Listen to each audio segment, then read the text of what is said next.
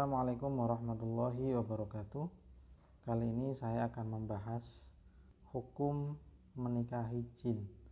Manusia menikah dengan jin. Ya, itu hukumnya bagaimana? Ya. Tentang permasalahan tersebut ulama khilaf, berbeda pendapat. Ada yang memperbolehkan. Ya. Ulama yang memperbolehkan pernikahan antara manusia dan jin, diantaranya adalah Imam Al-Qomuli, kemudian Imam Jamaluddin Ar-Ramli, ya, dan juga ayah beliau yakni Syekh Syamsuddin Syihabuddin Ar-Ramli, ya. Jadi beliau-beliau itu memperbolehkan, sedangkan ulama-ulama yang lain banyak juga yang melarangnya, ya.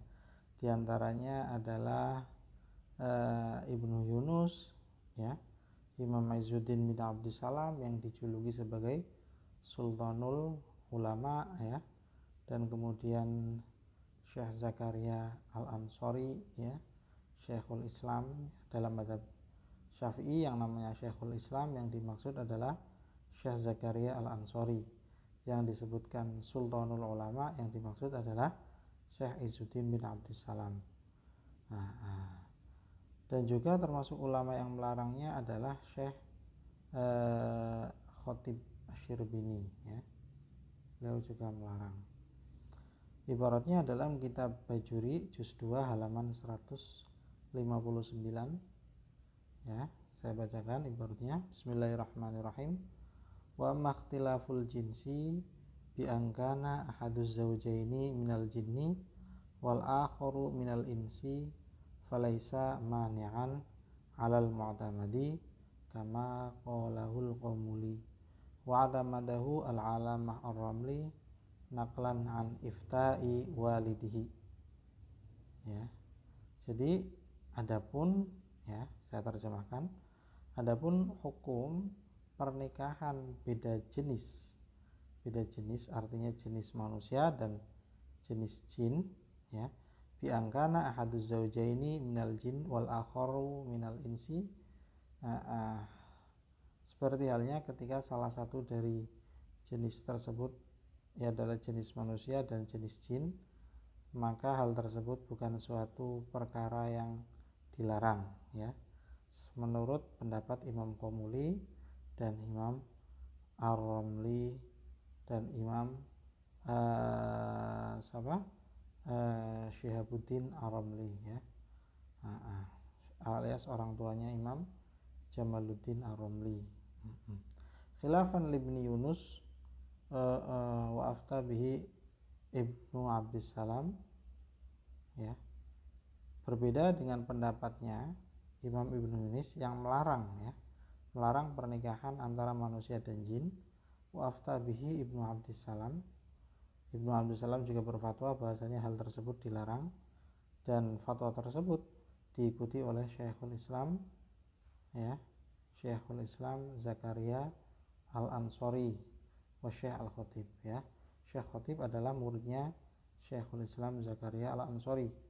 Beliau Syekhul Islam Zakaria Al-Ansori itu seorang ulama besar, muridnya sangat banyak, ya. Beliau awalnya seorang ahli menekuni bidang tasawuf, ya, ahli tasawuf, tapi kemudian beliau meninggalkan dunia itu disebabkan karena beliau tidak ingin diagung-agungkan, ya, sehingga beliau lebih ingin dikenal sebagai ahli fikih daripada tasawuf, karena tasawuf itu terlihat suci, ya. Banyak yang orang-orang itu menganggap beliau orang suci, ya, dikultuskan akhirnya, ya, terlalu dimuliakan, ya, lebih tepatnya. Sedangkan ketika fikih, orang itu cenderung menganggap fikih itu sesuatu yang berbau duniawi, sehingga tidak terlalu diunggul-unggulkan, ya. maka beliau menutup dirinya dengan fikih, ya. Tapi beliau dijuluki Syekhul Islam. Murid-murid beliau diantaranya ulama-ulama besar, yaitu Syekh Ibnu Hajar Al-Haytami, itu muridnya beliau. Syekh Romli juga muridnya beliau, ya. Bahkan Syekh Ibnu Hajar Al-Haytami itu jadi menantunya Syekhul Islam Zakaria Al-Ansori. Begitu juga Imam Romli, beliau juga menjadi menantu daripada gurunya, yakni Syekh Zakaria Al-Ansori, ya. Syekh Khotib, ya, juga ya, Syekh Sulaiman Al-Khotib, ya, beliau juga murid daripada Syekhul Islam Zakaria Al-Ansori, ya. Suatu saat ada kisah menarik, beliau Syekhul Islam Zakaria Al-Ansori itu ditanyai, ya Syekh, kenapa Anda begitu alim? Ya, alim, kenapa? Rahasianya apa? Beliau menjawab, tuqiqtu bainal hajarain, ya, saya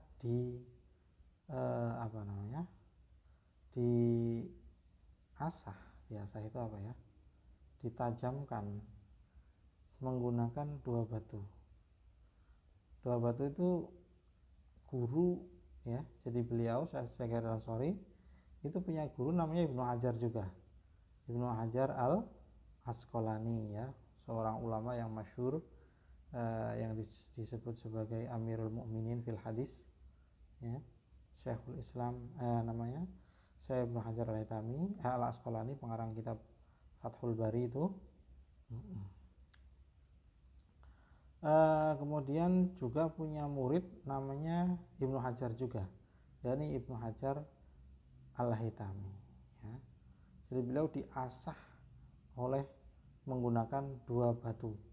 Gurunya pinter sehingga dalam mengajar juga bisa maksimal, dan kemudian punya murid yang pinter sehingga mau tidak mau beliau Syekh Islam Zakaria Al-Ansori harus mampu untuk menjawab suatu permasalahan, suatu pertanyaan apapun yang ditanyakan oleh muridnya tersebut yang namanya Syekh Ibnu Hajar Al-Haytami, ya.